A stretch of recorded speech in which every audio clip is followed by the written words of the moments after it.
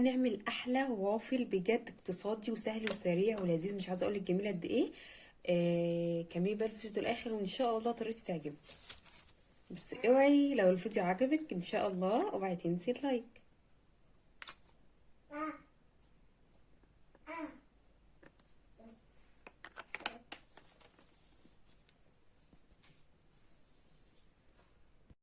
السلام عليكم ورحمة الله وبركاته. ازيكم يا احلى متابعين؟ يا رب تكونوا كلكم بخير ان شاء الله يا رب وفي احسن حال يا رب. النهاردة ان شاء الله هنعمل وصفة جديدة وسهلة وسريعة وبسيطة. هنعمل الوافل. عجينة الوافل باسهل حاجة ان شاء الله. بس قبل ما نبدا حاجة يا بنات نصلي على سيدنا محمد. اللهم صل وسلم وبارك عليك حبيبي يا رسول الله. تمام. هنعمل عجينه الوافل ان شاء الله باسهل حاجه بس من غير المكنه. هعملها بتاع السيليكون بتاعتها. بس طبعا هي بتفرق كتير العجينه بتاعتها. علشان دي مش المكنه، قصدي دي مش الجهاز. ده بتاع السيليكون بتاع الوافل، بسكوت الوافل. هنعمله فيه ان شاء الله يبقى معانا سهل. هنعمل المكونات كلها في الخلاط عشان يسهل عليكي كتير. او بالمكسر الموجود عندك. تمام. هنعمل مقادير اربع بسكوتات بتاعه السيليكون. تمام. اول حاجه هنحطها هنجيب بياض بيض. بس انا بستخدم بياض البيض لان الصفار مش بحب خالص في الوافل. هو عادي بيتعمل بالبيضه كلها بس في المكنه، لكن في الجهاز يعني. لكن السيليكون بيبقى احسن، بيبقى كويس قوي جدا بالبياض البيض بس. تمام. دول دول بياض بيضتين انا فاصلاهم عن الصفار. تمام. دول بياض بيضتين. عايزه تحطي بيضه كامله حطيها، بس هتبقى مش هتطلع معاكي مظبوطه في القالب السيليكون. اعملي بياض بيضه بس. جربي الطريقه بتاعتي ان شاء الله طريقتي تعجبك. تمام. هحط بقى الفانيليا بتاعتي.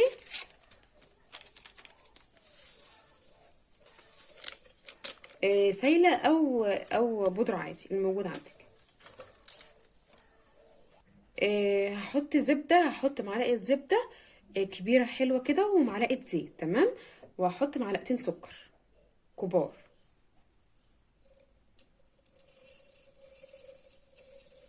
دي معلقه، دي معلقه. تمام. حطيت معلقتين سكر.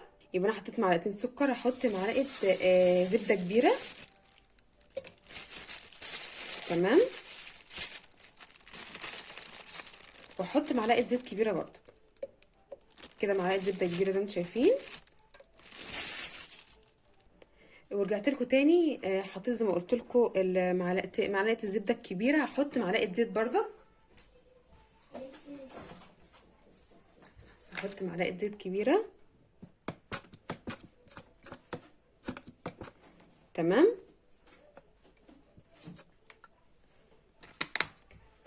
عايز تحطي زيت بس حطي، عايز تحطي زبده بس حطي. بس الزيت بينشفه سنه والزبده بيطريه في نفس الوقت. تمام. هدوب بقى الخليط كويس جدا الخليط ده، وهرجع هقول لكم هنحط ايه تاني. زي ما شايفين دوبت الخليط اللي انا قلت لكم عليه كويس جدا بقى بالمنظر ده. هحط بقى كوبايه دقيق. انا هعمل على قد المقدار اللي هو السيليكون 4 وفلات. تمام. احط بقى كوبايه الدقيق وعليها معلقه بيكنج باودر صغيره.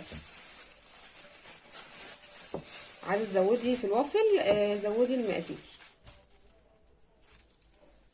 احط بقى ايه،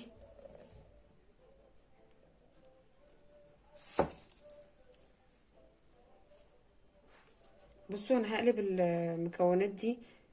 بصوا انا هقلبها كويس قوي بالمضرب بتاعي.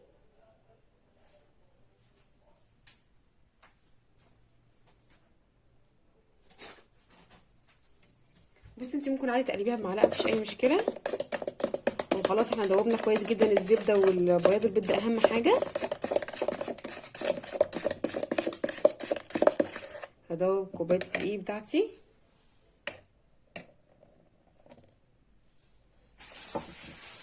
وهحط بردك نص كوبايه لبن بس لما ندوب الدقيق الاول.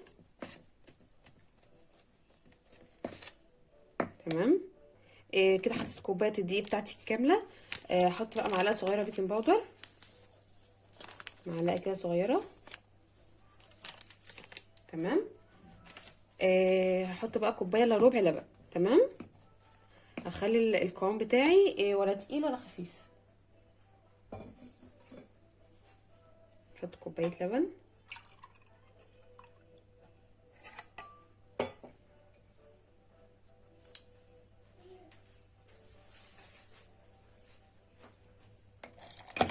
عايزه تقلبي بالمضرب قلبي، بس عادي يعني، خلاص احنا دوبنا ايه الزبده السعودي بقى. قلبي كويس جدا. كوبايه الا ربع لبن.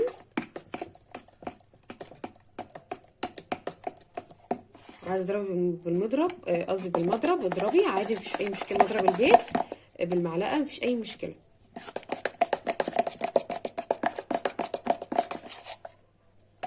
ممكن نحط شويه زيت كمان. تمام. هتسخني بقى الفرن على درجه حراره 180. لازم يبقى يسخن قبليها، لازم يسخن. وهتسيبي بقى الوافل في الفرن لمده 20 دقيقه وتشوفي بقى استوى ولا لا. تمام. احط بردك الكوبايه بتاعه اللبن دي، كوبايه الا ربع. هضرب كويس جدا الخليط بتاعي.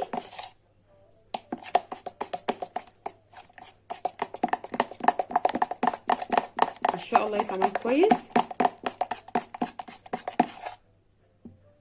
احط الكوبايه كلها، يعني كوبايه لبن وكوبايه دقيق. بصي انت ممكن تكملي عادي الخلط بالميكسر او بالمضرب البيت، بس انا قلت اقلبه معاكم بالمعلقه. خلاص كده انا دوبت اللي انا عايزاه كويس. بس انت عايزه تكملي الضرب بتاعك بالميكسر او بالمضرب البيت علشان كله يدوب كويس برضك، مفيش اي مشكله. بس انا حبيت عادي اقلبه بطريقه عاديه خالص علشان مش عايزه اعمل صوت، علشان اعرف اوريكم انا بعمل ايه. تمام. زي ما انتم شايفين كده ما شاء الله القوام بتاعي بقى مظبوط كده. كده بيبقى اخف كمان شويه من عجين الكيكه، اخف شويه. تمام. ده منظره. هبقى اكتب لكم المقادير في صندوق الوصف.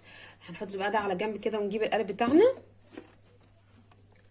كده. انا هحطه في صينيه، لازم تحطيه في صينيه علشان برضك تضمني ان هو ما تعرفي تشيليه وتعرفي تحطيه في نفس الوقت. تمام.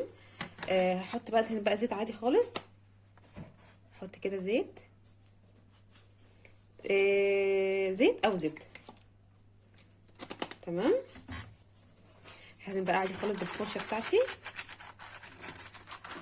عادي خالص.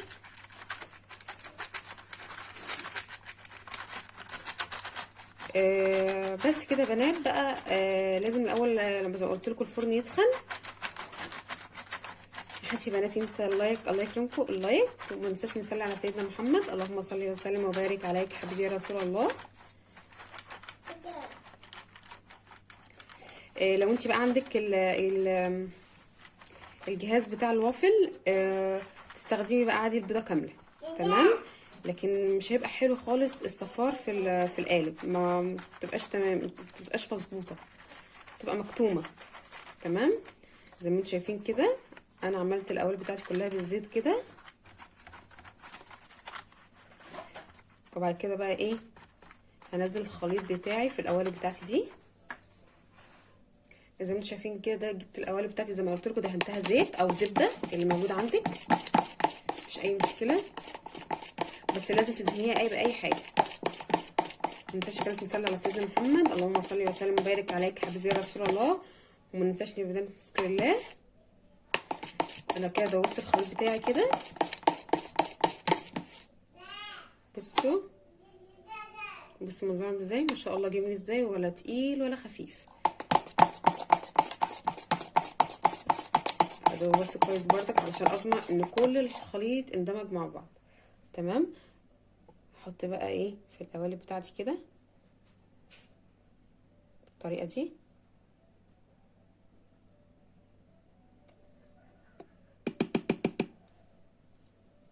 كده. بصي عشان الصينيه ممكن اغير الصينيه، مش القالب مش واخد راحته. احنا ممكن نحطها العكس برضك، لو ما عندكيش صينيه مثلا تاخد الوفر بتاعك ممكن تحطيها بالطريقه دي عادي برضك. احنا بس المهم عندنا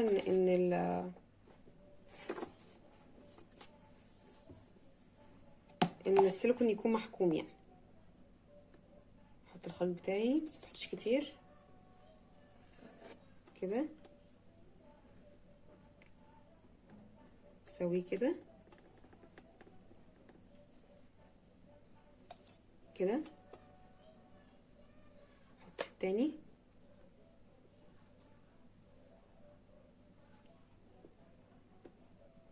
كده.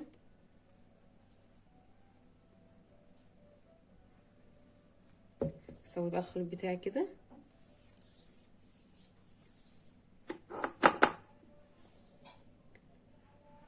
نجيب منديل ونمسح بس نسوي الخليط بتاعنا كويس.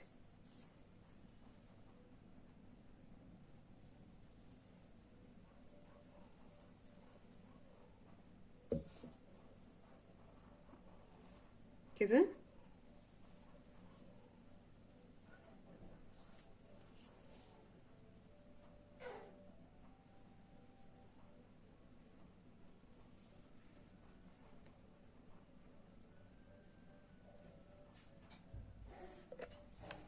كده انا سويت الخليط بتاعي كويس قوي كده زي ما انتم شايفين. تمام. هدخله بقى الفرن زي ما قلت لكم على درجه حراره 180. لازم الفرن يكون قبليها سخن يا بنات، لازم يكون سخن. وان شاء الله لما يطلع بقى اوريلكم ازاي شكله، وتقدري تزينيه بقى بكراميل او شوكولاته او اي حاجه عندك. ان شاء الله بوريكي. بس دي عجينه الوافل اللي هي في السيليكون. تمام. في المكنه برده بس بتحطي البيضه كامله. تمام. هدخله بقى الفرن وهرجع لكم تاني. بس واحد يا بنات ما ينسى اللايك واللي لسه ما اشتركتيش اشتركي وتنوريني في القناه. استنوني بقى، هدخله بقى الفرن وارجع لكم تاني.